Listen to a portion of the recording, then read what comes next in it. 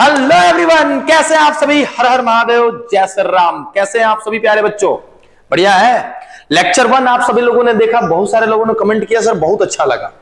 प्यारे दोस्तों, अगर आप लोगों को अच्छा लगा तो प्लीज लाइक करिए और अपने नए दोस्तों के पास इस वीडियो को पहुंचाइए, क्योंकि आपके उस वीडियो पर रिएक्शन से ही हमारा एनर्जी बढ़ेगा और आगे वाले, यानी कि जैसे कि आज मैं जो वीडियो बनाने वाला हूं उससे इंस्पायर होके ही बनाऊंगा। तो दोस्तों, जैसा कि आप जानते हैं, ये पूरा 12 क्लास का फिजिक्स में ऑनलाइन फ्री ऑफ कॉस्ट आपको पढ़ाने वाला हूं। जो बच्चे हमारे यहां ऑफलाइन पढ़ते हैं उनका टाइमिंग है 6 से 7, 7 से 8, 8 से 9 और 9 से 10। अगर आप आसपास के हैं तो प्लीज हमारा ऑफलाइन क्लास ज्वाइन करें। कोई बात नहीं, दूर के हैं तो ऑनलाइन में भी उतना ही मजा आएगा, लेकिन याद रखें, बेहतर रिजल्ट चाहिए फिजिक्स में तो सिर्फ और सिर्फ प्रिंस सर। चलिए दोस्त, ऐसा नहीं कि मैं अपना एडवर्टाइजमेंट करा रहा हूं यार, यहां पे पढ़ो, ऑफलाइन भी आके देख लो, मजा आएगा, एकदम मजा आएगा, मैं वादा करता हूं आपसे। एडवर्टाइजमेंट तो जरूरी है ना भाई, है ना। आज मैं लेक्चर 2 लेके आया हूं तुम्हारे सामने। लेक्चर 2, लेक्चर 1 मैं पढ़ा चुका हूं। लेक्चर 1 में पढ़ा, मैंने इंट्रोडक्टरी क्लास लिया था कि विद्युत आवेश क्या है। आज मैं विद्युत आवेश कहां से जनरेट होता है, फंडामेंटल पार्टिकल्स क्या है, उनके बारे में बात करने वाला हूं। यानी कि लेक्चर 2 जो मैं लेके आया हूं दोस्त, वो क्वार्क के बारे में होगा। क्वार्क क्या है, क्वार्क के बारे में हमें क्या जानना है, एग्जामिनेशन में प्रश्न इससे कैसे पूछ सकता है। एक छोटा सा टॉपिक, 15 से 20 मिनट के बीच का खूबसूरत टॉपिक आपके सामने है। तो चलिए दोस्त, बिना समय गंवाए इस वीडियो को शुरू करते हैं। याद रखिएगा, 7 से 8, 8 से 9, 9 से 10, 3 बैचेज सेकेंड ईयर के नया रनिंग है हमारा। पता है, स्टेशन रोड कतीरा आरा। और सुनिए दोस्त, 14 फरवरी से वैलेंटाइन डे के शुभ अवसर पे हम लोग 6 से 7 मॉर्निंग में एक बैच ओपन कर रहे हैं। तो प्लीज, अगर आप आना चाहते हैं और हमारे साथ फिजिक्स की जर्नी शुरू करना चाहते हैं तो आप सभी कहते हैं दिल से स्वागत है हमारे यहां। चलिए दोस्त, शुरू करते हैं हम अपनी कहानी। ये देखिए हमारी कहानी। पहली, आपको पता होगा दोस्त कि आवेश क्या है। क्वार्क के बारे में भी पढ़ेंगे ही पढ़ेंगे। सबसे पहले जो मैं बताऊंगा वो आवेश के मात्रक के बारे में। आपको पहले पढ़ा दिया गया है कि आवेश का मात्रक जो होता है कूलम्ब होता है। आवेश का मात्रक क्या होता है? कूलम्ब होता है। कूलम्ब को C से दिखाते हैं। और अगर मैं बोलूं कि एक इलेक्ट्रॉन पर कितना आवेश होता है कूलम्ब में, तो तुम्हारा आंसर होगा गुरुजी -1.6 गुना 10 के पावर -19 कूलम्ब। ये होगा हमारा आंसर। एक इलेक्ट्रॉन पर एसआई मात्रक के रूप में जो आवेश होता है वो -1.6 इंटू 10⁻⁻19 कूलम्ब होता है। दूसरा पूछ रहा है सीजीएस मात्रक। सीजीएस मात्रक क्या होता है विद्युत आवेश का? तो मैं बेहद खूबसूरती से आपको बताना चाहूंगा कि इसका सीजीएस मात्रक होता है ESU, या फिर इसी को कहा जाता है स्टैट कूलम्ब। इसी को क्या कहा जाता है दोस्त? Stat coulomb. ठीक है, यानी कि आवेश का सीजीएस मात्रक ESU के नाम से भी जाना जाता है, स्टैट कूलम्ब के भी नाम से जाना जाता है।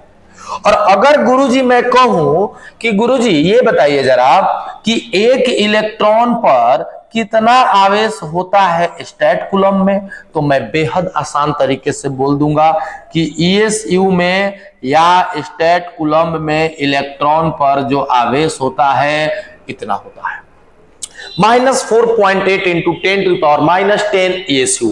या इसी को दूसरे शब्दों में कहो दोस्तों, -4.8 इंटू 10⁻⁻10 स्टैट कूलम्ब। ये बोर्ड एग्जामिनेशन में 1-2 बार पूछा हुआ सवाल है, तो आपको थोड़ा सतर्क रहने की जरूरत है। कैसे प्रश्न पूछेगा?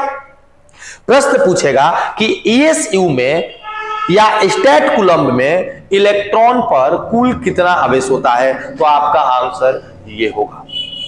समझ गए दोस्त?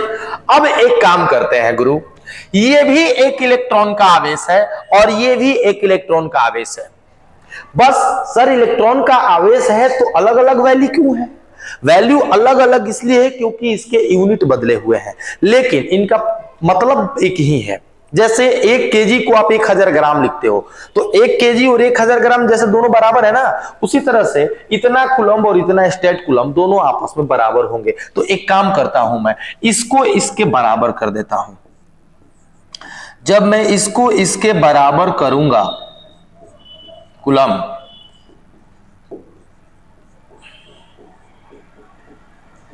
स्टेट कूलम्ब, तो कुछ खूबसूरत चीजें आएंगी जो आपको जाननी चाहिए और बहुत बार एग्जामिनेशन में पूछा हुआ चीज है। माइनस से माइनस खत्म, आई 16 से 3 मर्त में यानी कि 3, 10⁻⁻19 उधर जाकर 10⁻+19, तो 1 कूलम्ब यहां बच जाएगा और यहां 3 गुना 10⁻−10 गुना 10⁻, जो -19 है इधर आके 10⁻+19, 3 गुना 10⁻19 में -10 जोड़बा तो 9 स्टेट कूलम्ब। देखिए ये एक खूबसूरत सा संबंध इनके बीच में आ गया, माने 1 कूलम्ब बराबर 3 गुना 10⁻9 स्टेट कूलम्ब। इस बात को आप याद रखिएगा दोस्त, क्या याद रखना है? 1 कूलम्ब बराबर 3 गुना 10⁻9 स्टेट कूलम्ब। ये बहुत बार एग्जाम में पूछा हुआ है ऑब्जेक्टिव में, और कंफ्यूजन के लेके लोग, बहुत सारे लोग इसको गलत कर देते हैं। तो कृपया आप इसको जरूर ध्यान दें। 1 स्टेट कूलम्ब बराबर पूछे तो इसको इधर भेज दीजिएगा, यानी कि 1 स्टेट कूलम्ब बराबर अगर आपसे पूछेगा तो आपका आंसर दीजिएगा, मैं वो भी आपको बता देता हूं। 1 स्टेट कूलम्ब बराबर 1/3 गुना उधर 10⁻9 -9 हो जाएगा इतना कूलम्ब। ये आप एकदम खूबसूरती से नोट कर लीजिए, स्क्रीनशॉट ले लीजिए, अभी बहुत काम की चीज है ये। तो आपका एसआई मात्रक भी हो गया, सीजीएस मात्रक भी हो गया। ठीक है दोस्त, इसको मैं हटा देता हूं। अब देखो सीजीएस मात्रक के बाद जो यहां एक और चीज मैं बताना चाहता हूं, एक और मात्रक होता है जिसको हम ईएमयू कहते हैं। अच्छा मालूम है जो ईएसयू लिखे थे उसका फुल फॉर्म क्या होता है? इलेक्ट्रोस्टैटिक यूनिट, ठीक है ना। वहीं पर अब एक यूनिट ईएमयू होता है, इसका मतलब इलेक्ट्रोमैग्नेटिक यूनिट है, इलेक्ट्रोमैग्नेटिक यूनिट है। और आप याद रखोगे इसी का दूसरा नाम एक और है एबी कूलम्ब। इसी का दूसरा नाम क्या है? Ab coulomb. तो देखो गुरु, आवेश का एक और मात्रक है जिसको ईएमयू कहा जाता है, एबी कूलम्ब भी कहा जाता है। और एक इलेक्ट्रॉन की बात अगर की जाए तो -1.6 गुना 10⁻⁻20 एबी कूलम्ब आवेश होता है। थोड़ा सा एक ज्यादा -1 है ना, समझ लो ध्यान से, इतना एबी कूलम्ब। लेकिन एक कूलम्ब में केवल होता -19 हो जाता। तो ये भी आप इसको जरूर नोट कर लेंगे। इतना नोट करने के बाद सी नंबर में आते हैं बड़ा मात्रक। बड़ा मात्रक माने आवेश का सबसे बड़ा मात्रक, और आवेश का सबसे बड़ा मात्रक आप याद रखोगे दोस्त, फैराडे। आवेश का सबसे बड़ा मात्रक फैराडे, फैराड नहीं, ये हट जाएगा ना, फैराड हो जाएगा तो अलग चीज हो जाएगी, फैराडे। और याद रखना है 1 फैराडे बराबर 96,500 कूलम्ब होता है। ये सारी डाटा हैं और ये आपको याद होना चाहिए प्यारे दोस्तों। एक भी चीज ऐसा नहीं है जो आपके दिमाग से आउट हो, सारी की सारी आपको याद होनी चाहिए। सबसे बड़ा मात्रक फैराडे, किसका? आवेश का। आवेश का सबसे बड़ा मात्रक फैराडे, और 1 फैराडे बराबर 96,500 कूलम्ब। नोट कर लीजिए इसको कॉपी में। एक चीज छूट रहा है इसमें, सबसे छोटा मात्रक भी होता है आवेश का। अगर सबसे छोटा मात्रक आपसे पूछा जाए तो आपका क्या आंसर होगा? सबसे छोटा मात्रक फ्रैंकलिन कहा जाता है। सबसे छोटा मात्रक क्या कहा जाता है दोस्त? फ्रैंकलिन। याद रखोगे सबसे छोटा मात्रक किसका? आवेश का। सबसे छोटा मात्रक फ्रैंकलिन। और 1 फ्रैंकलिन बराबर कितना होता है जरा वो भी बता दीजिए सर, ताकि हम कोई गलती करने की संभावना ना छोड़े। 3.3 गुना 10⁻⁻10 कूलम्ब। ये 1 फ्रैंकलिन का मान है, ये 1 फैराडे का मान है। तो फ्रैंकलिन क्या है? आवेश का सबसे छोटा मात्रक। फैराडे क्या है? आवेश का सबसे बड़ा मात्रक। एसआई मात्रक कूलम्ब है, सीजीएस मात्रक ईएसयू या स्टेट कूलम्ब है। और एक और यूनिट मैंने बताया आपको, वो ईएमयू या एबी कूलम्ब है। सारी चीजें आप लोगों ने नोट कर रखी है, इसको भी आपने नोट कर लिया ही होगा। नोट कर लीजिए, अब आगे बढ़ेंगे। मात्रक का खेला हुआ समाप्त, इससे ज्यादा मात्रक नहीं है आवेश का, इतना ही ज्यादा है। बढ़िया से नोट करिएगा कॉपी पे, ताकि बाद में रिवीजन करते समय कोई परेशानी का सामना आपको ना करना पड़े। दोस्तों आगे बढ़ते हैं। हमारा आगे की कहानी क्या है? आगे की कहानी हमारी आगे क्वार्क। क्वार्क क्वार्क क्या है? इंग्लिश में इसको कैसे लिखेंगे? QUARK, quark. देखो, आधारभूत राशि, मूलभूत राशि के बारे में आपने सुना है। उसका मतलब यह होता है कि वैसी राशियां जो किसी से हेल्प लेके ना बनी हो, इंडिपेंडेंट हो, अपने आप को डिफाइन करने के लिए किसी की सहायता ना लेती हो, वैसा ही कुछ कहानी क्वार्क का है। ऐसे मूल या मौलिक कण जब नाम लेते हैं हम लोग कि मौलिक कण कितने होते हैं परमाणुओं में, तो आप बोलते हैं सर इलेक्ट्रॉन, प्रोटॉन और न्यूट्रॉन। मैं आपको बताता हूं, इलेक्ट्रॉन के अलावा कोई ऐसा नहीं है जो किसी से मिलकर ना बना हो। इलेक्ट्रॉन एक मूल कण है, क्योंकि वो किसी से मिलकर बना हुआ नहीं है। अब मैं आपको बता दूं कि क्वार्क क्या है। ये प्रोटॉन और न्यूट्रॉन के घटक कण है। घटक कण का मतलब कि जिनसे मिलकर ये प्रोटॉन और ये न्यूट्रॉन बने हुए हैं। तो दोस्त, क्वार्क क्या है? वे कण जिससे मिलकर प्रोटॉन और न्यूट्रॉन बने हुए हैं, क्वार्क कहे जाते हैं। और क्वार्क आवेशित कण होते हैं, ये चार्ज पार्टिकल होते हैं। आगे पढ़ते हैं। वैज्ञानिक गैलमैन, एक साइंटिस्ट का नाम है गैलमैन, तथा ज्विग, एक ज्विग वैज्ञानिक का नाम है, ने बताया कि सभी मूल कण मतलब वही इलेक्ट्रॉन, प्रोटॉन, न्यूट्रॉन की बात कर रहा है, मूल अवयवों से मिलकर बने हैं, जिनको क्वार्क कहा जाता है। क्वार्क क्या है? ये मूल अवयव है जिससे मिलकर मूल कण जैसे प्रोटॉन और न्यूट्रॉन बने हुए हैं। तो खूबसूरत सवाल था कि सर क्वार्क क्या है?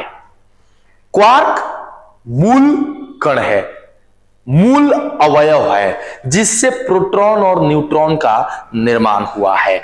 दोस्त आगे बढ़ो जरा, अभी देखो कहानी, मालूम चलेगा कि क्वार्क के कै गो प्रकार होता है। तो क्वार्क के प्रकार की जब बात की जाएगी तो क्वार्क के 5 गो प्रकार है। एक प्रकार up, down, strange, top, bottom, मतलब 5 गो क्वार्क के प्रकार होते हैं आपके यहां। अब ये पांचों पार्टिकल चार्ज होते हैं। इसमें 2 गो धनावेशित होता है और बाकी 3 गो ऋणावेशित। अप अ टॉप, ध्यान से देखिएगा, अप अ टॉप, अप हो टॉप हो, आई दोनों पॉजिटिव चार्ज है, दोनों पे +2/3 के बराबर चार्ज है। टॉप +2/3 के बराबर चार्ज है। तो अप और टॉप पॉजिटिव, बाकी सब नेगेटिव, -E/3, -E/3। यहां पे नीचे आप देख रहे हैं कि प्रोटॉन का संघटन। गुरु, हमें 12th में केवल अप और डाउन ही पढ़ना है। तो प्रोटॉन का संघटन मतलब ये पूछना चाह रहा है कि प्रोटॉन किन किन क्वार्क से मिलकर बना है। अच्छा, प्रोटॉन की जब बात करोगे तुम, तो प्रोटॉन पर चार्ज कितना होता है? +E के बराबर। यानी कि कौन कौन क्वार्क जोड़ेंगे कि +E आ जाए? चलो एक काम करो, 2/3 ही जोड़ो, फिर एगो 2/3 ही ले लो, और फिर -E/3 इसमें जोड़ दो। चलो बटा के जोड़ बना लेते हैं। 3 LCM हो गया, 2E -E है, 4E में से E गईल, 3E, अब बाटा में 3 से 3 खत्म, बाचल हमारा कहता ना E, और ये है हमारा +E। तो गुरु, अगर हमारे पास ये मिल जाए, अगर तुम मिल जाओ, ये U है क्योंकि प्लस में 2/3 ही है, अप है, ये भी हमारा अप है, क्योंकि देखो अप को U से दिखाएंगे और डाउन को D से दिखाएंगे। तो ये अप है, फिर से एगो अप है, और फिर से हम -e/3 ये डाउन है। तो गुरु प्रोटॉन को बनाने के लिए 3 गो क्वार्क मिला है, एगो अप, फिर एगो अप, फिर एगो डाउन। बहुत सारे लोग बोलेंगे टॉप टॉप डाउन नहीं बोलेंगे, और टॉप टॉप डाउन नहीं बोलेंगे, इसलिए नहीं बोलेंगे क्योंकि इन तीनों का इस्तेमाल तुम अभी मत करना, तुमको इस्तेमाल ये 2 का करना है अभी। तो टॉप टॉप डाउन नहीं, कौन कौन डाउन? Up up down. ठीक है, प्रोटॉन के लिए कौन कौन? Up up down. इसको ऐसे भी अप अप डाउन ऐसे भी लिख सकता है, किसी भी तरीके से ऑप्शन में दे सकता है। खूब बढ़िया। अब आते हैं न्यूट्रॉन के संगठन पे। अगर न्यूट्रॉन के संगठन की बात की जाएगी तो आपको भी खूबसूरत बढ़िया से पता है दोस्त कि न्यूट्रॉन पे तो कोई चार्ज होता ही नहीं है। जब इस पे कोई चार्ज होता ही नहीं है तो मुझे ये बताओ दोस्त कि इस पे क्या करना है, इसको क्या करेंगे कि 0 आएगा? एक काम करते हैं, 2/3 मैथ्स तो तुम्हारा अच्छा है ही, ऐसे कर लो। हमको लगता है कि ये बेस्ट मेथड है। ये 2e 2e minus 2e/3 2e minus 2e 0, और देखो 0 आ गया।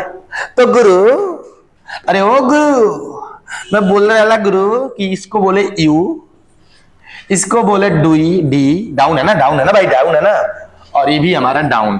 तो देखो UDD, ऊर्जा का लेका तेरे। न्यूट्रॉन का संगठन क्या है? Up down down. प्रोटॉन का कितना है? Up up down. न्यूट्रॉन का अप डाउन डाउन, इसका अप अप डाउन, है ना। तो ये चीजें आपको याद करने लायक है और ये चीजें आपको नोट करनी चाहिए। प्रोटॉन वाला भी जो मैंने बताया इसको भी स्क्रीनशॉट लेके नोट कर लीजिए।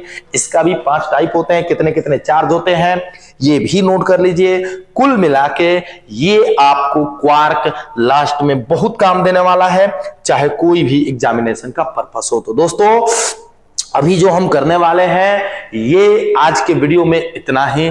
मैं छोटा छोटा वीडियो इसलिए बना रहा हूं ताकि आपको शुरू में देखने में मजा आए दोस्त, और जब आपकी लालसा बढ़ने लगेगी और जानना चाहिए और जानना चाहिए, पूरा वीडियो जब आप देखने लगिएगा तो हम लोग भी थोड़ा सा टाइमिंग अपना बढ़ाएंगे। लेकिन प्यारे दोस्तों मैं आपको ये बताना चाहूंगा कि ये सिलसिला हमारा पूरे साल चालू रहेगा। मैं ये चाहूंगा कि वो सारे बच्चे जो कहीं भी पढ़ रहे हो, कोई फर्क नहीं पड़ता मेरे भाई कि तुम मेरे ही पास पढ़ो, हो सकता है कि तुम फी को लेके थोड़ा इधर उधर हो जाओ, लेकिन बता रहा हूं मैं, अगर आप छोड़ो मैं ये बात नहीं बोलूंगा, है ना, पहले आके अगर आप कहीं और पढ़ रहे हैं या कहीं भी हैं, आप क्लास में आकर एक बार डेमो अवश्य करें, बस इससे ज्यादा कुछ नहीं। मिलते हैं अगले वीडियो में, तब तक के लिए जय हिंद, धन्यवाद दोस्तों।